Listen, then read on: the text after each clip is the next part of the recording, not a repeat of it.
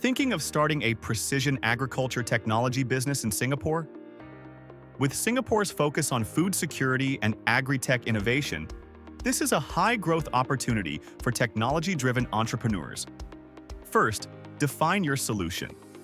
Will you offer smart sensors, IoT systems, AI-driven crop analytics, drone monitoring, or farm management software?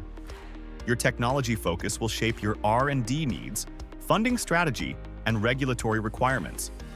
Next, register your company with ACRA.